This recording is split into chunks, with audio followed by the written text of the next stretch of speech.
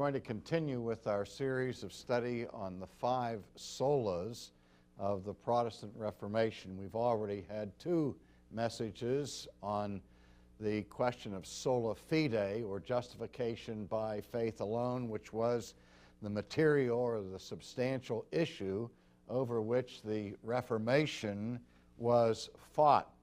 And closely related to the doctrine of sola fide is the doctrine of no chalk. So here we found one, the doctrine of sola gratia, or gratia, however you want to pronounce it, which means literally by grace alone. Now, in the Middle Ages, in the Roman Catholic Church, of course, the leading theologian was St. Thomas Aquinas, and the Church since that time has referred to Thomas as the angelic doctor, or the doctor angelicus, the doctor of the angels. They have another nickname for the great St. Augustine, who ministered at the end of the 4th century and into the beginning of the 5th century. And Augustine's nickname is Dr. Gratia. That is, he's known as the Doctor of Grace in church history, because he is the one who first formulated this idea of sola gratia. And that notion that Augustine articulated was recovered and recaptured in the Reformation by his 2 main disciples of that period, Martin Luther, who was an Augustinian monk at Erfurt before the Reformation began, and from John Calvin, who in all of his writings, apart from his citations, quotations, and allusions to passages from sacred scripture, the single individual from whom Calvin quotes the most in terms of frequency was, of course, Augustine. And so we look back to Augustine and the controversies in which he was involved to get a source of understanding of this idea of sola gratia. Before I look back to Augustine, however, I'd like to read a passage from the historical introduction to the English translation of Martin Luther's famous work De Servo Arbitrio, that is, on the bondage of the will, that was put out by the Fleming Revell Company many, many years ago. This book, which Luther wrote in response to Erasmus of Rotterdam's diatribe, is the volume that Luther himself considered to be his most important work. And the lengthy historical introduction to it was penned jointly by a man by the name of Johnston in collaboration with Dr. J.I. Packer. And it's from that introduction that I'd like to read a brief statement. Packer and Johnston make this assertion, quote, "Justification by faith alone is a truth that needs interpretation.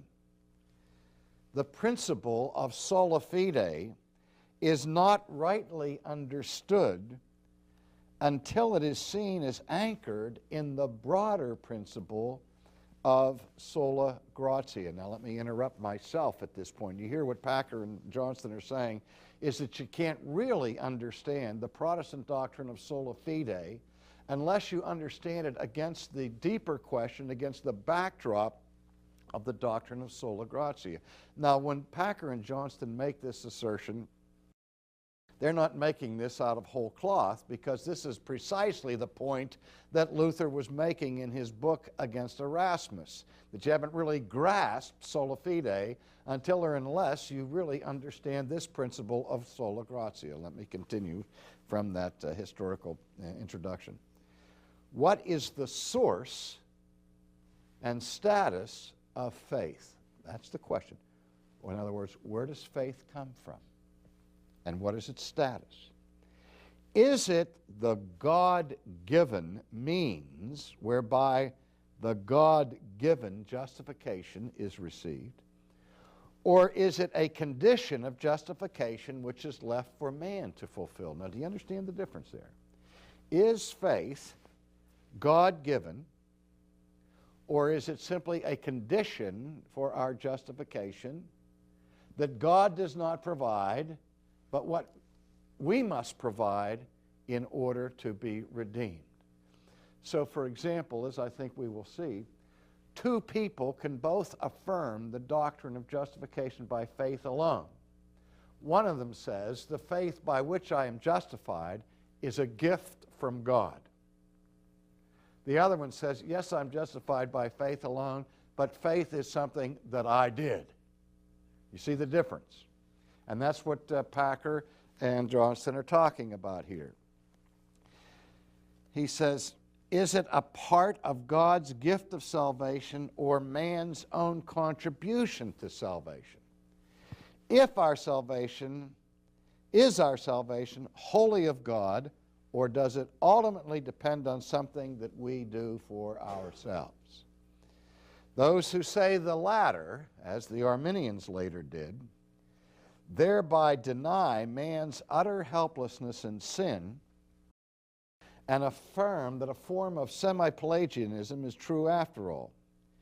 It is no wonder, then, that later Reformed theology condemned Arminianism as being, in principle, a return to Rome, because, in effect, it turned faith into a meritorious work and was a betrayal of the Reformation because it denied the sovereignty of God in saving sinners, which was the deepest religious and theological principle of the Reformers' thought. Arminianism was, in Reformed eyes, a renunciation of New Testament Christianity in favor of New Testament Judaism, for to rely on oneself for faith is no different in principle from relying on oneself for works, and the one is as unchristian and anti-Christian as the other. In the light of what Luther says to Erasmus, there is no doubt that he would have endorsed this judgment. Now let me just say here, when I first read that, I blinked. I said, I can't believe that J.I. Packer and his compatriot would speak so strongly about Arminianism as to say that it is unchristian in this respect and anti-Christian in this respect, when it in fact makes faith a work that we do and becomes the basis in the final analysis of our salvation.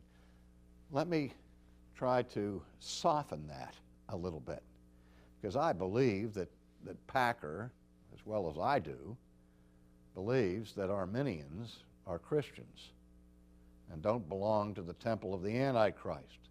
We differ strenuously on this question that they're debating here, but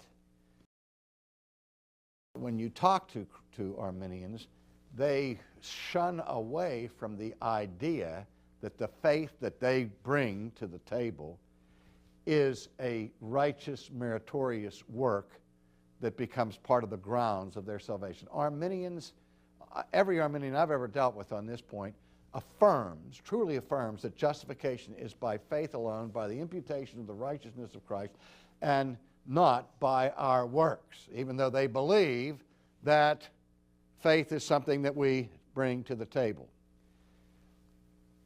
But that's different from saying that they believe that their faith is a good work that is the basis of their salvation. They don't say that. Maybe what these men are saying is, if they were really logically consistent with their situation and with their doctrine, they would have to say that. But we're not always logically consistent, and sometimes we escape heresy by a lucky inconsistency or a happy inconsistency, as the case may be.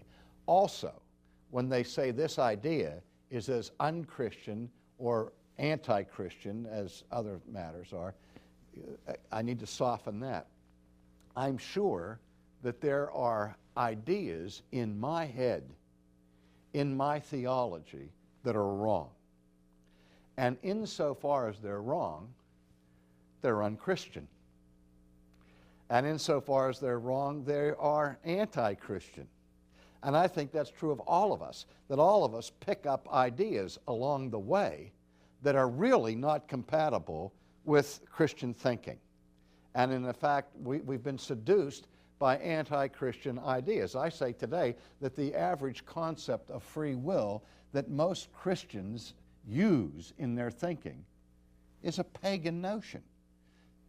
They don't embrace paganism. They don't see it as a pagan notion. I'm convinced it is a pagan notion. But it's one thing for me to say you have unchristian elements in your thoughts and saying, therefore, you're not a Christian. See the difference? Now, those elements in your thought may be so unchristian as to make you an unchristian. You may have the unchristian idea that Jesus, you say you're a Christian, but you don't believe in the deity of Christ. If that's the case, I would say that unchristian idea is so significant that it vitiates your profession of faith in Christ altogether. So I hope we have that straight.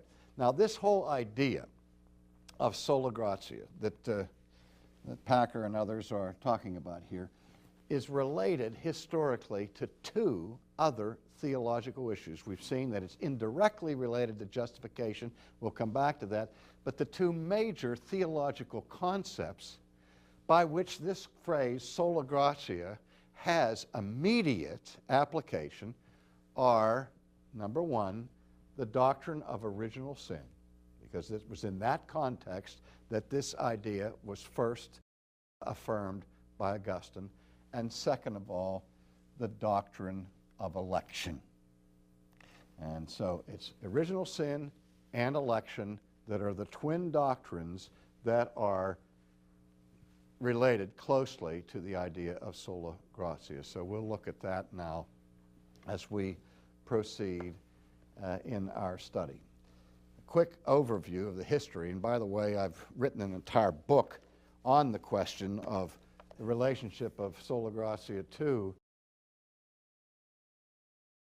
our salvation and to the issue of original sin and free will, entitled Willing to Believe, where I go through the whole historical debates on this issue, beginning with Pelagius and Augustine and Cassianus and Luther and the Roman Catholic view and the Arminian view, the dispensational view, Edwards's view, and so on throughout church history. And also deal in another book with sola gratia to some degree, and that's the book called Grace Unknown. That is an overview. It gives us an overview or a compendium of the basic doctrines of historic Reformed theology. I wrote it initially to help people who were trying to answer the question, well, what is this Reformed theology? And so an overview of that is found in Grace Unknown.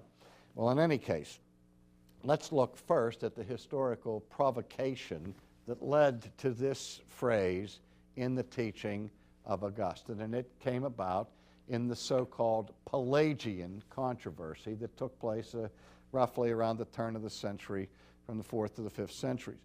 And it began when Pelagius was a British monk who came to Rome to visit Rome and heard of the reputation of the great Augustine.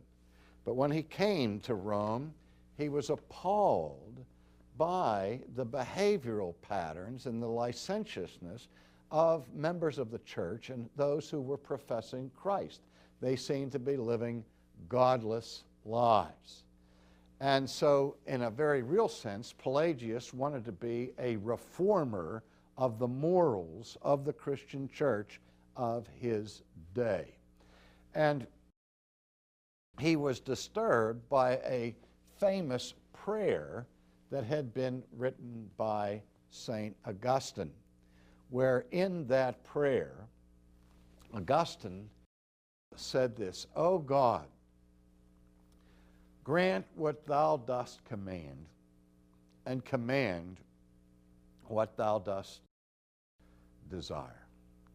Now, the second part of the prayer, that God would command from his creatures whatever it was pleasing for God to command, Pelagius certainly agreed that God had the right to impose obligations on the creatures that he has formed in his own image. He believed that God was morally sovereign in that he is the lawgiver, not we. We're not the ones who create the law of God. No problem with that part of the prayer. It was the first part of the prayer that distressed him so greatly, in which Augustine said, "O Lord, grant what thou dost command."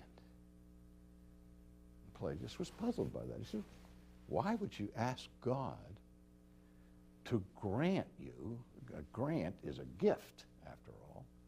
Why would you ask God to grant you whatever he commands? That indicates that God is commanding that you do something that without this grant, without this gift, you cannot do.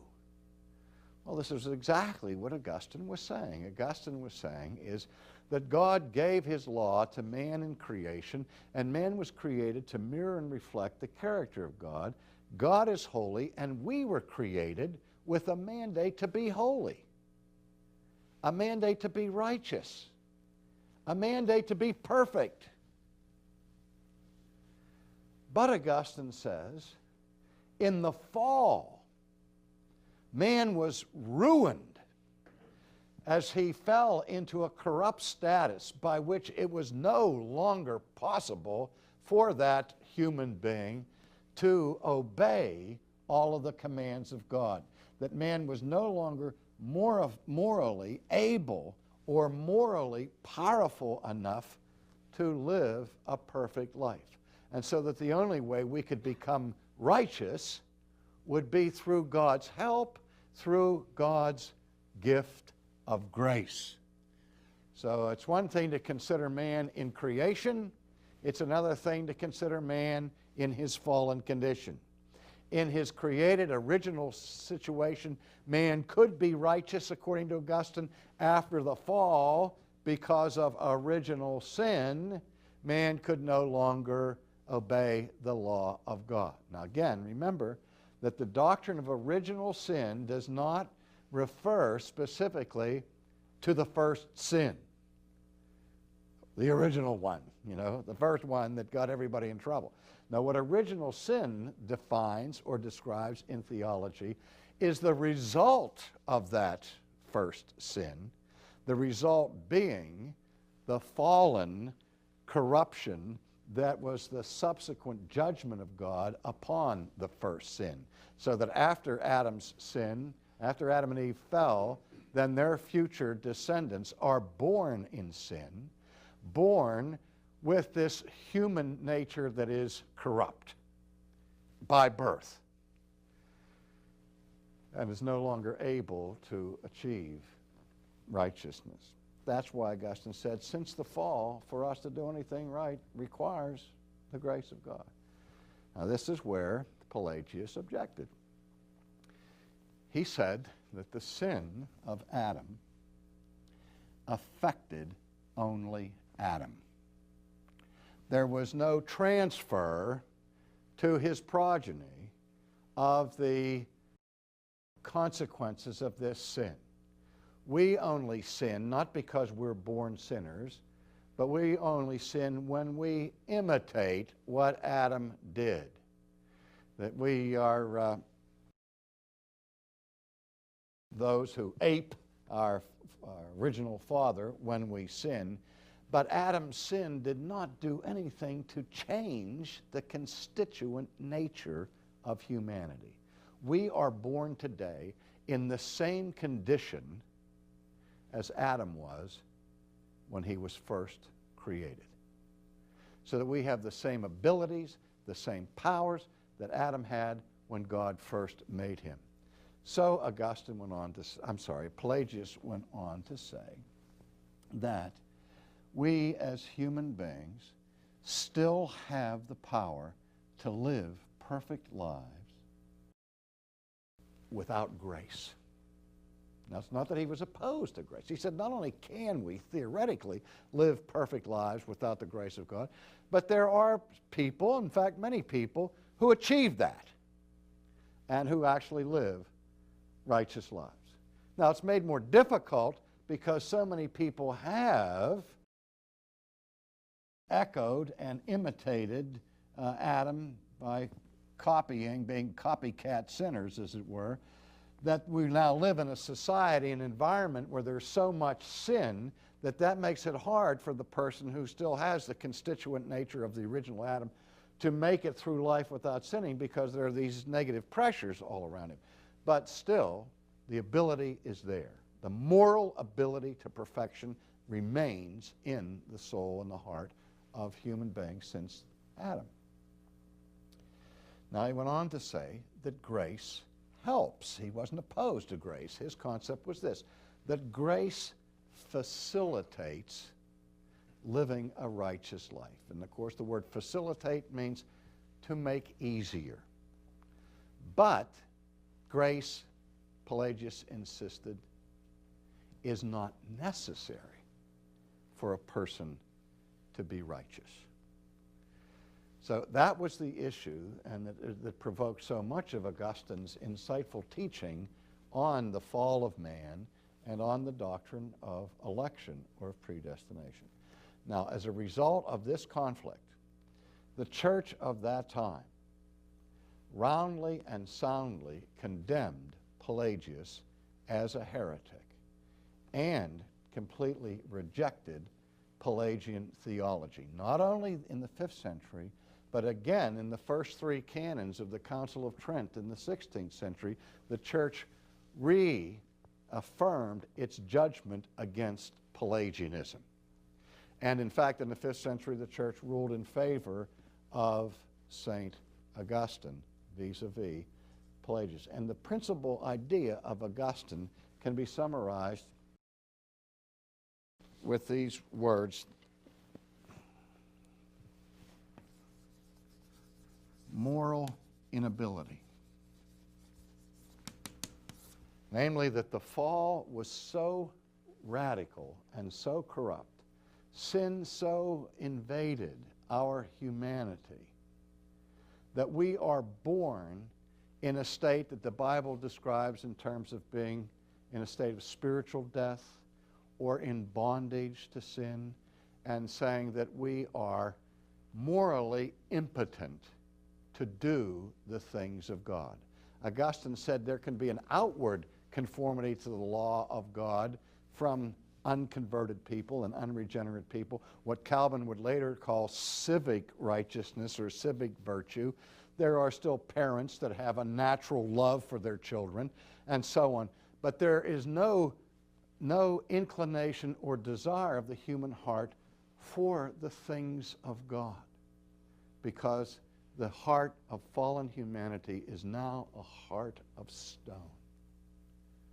And in that heart, it only has wicked desires continually. And Augustine said, even after conversion, that our best works, even with the assistance of divine grace, are splendid vices, because sin is so damaging that it attaches itself to us even after conversion until we are glorified by God in heaven. And so Augustine is saying, without God's doing the work, we are powerless to do spiritual good. Now, that was the issue then. That issue was resurrected in the 16th century with a vengeance. And we will look at that in our next lesson.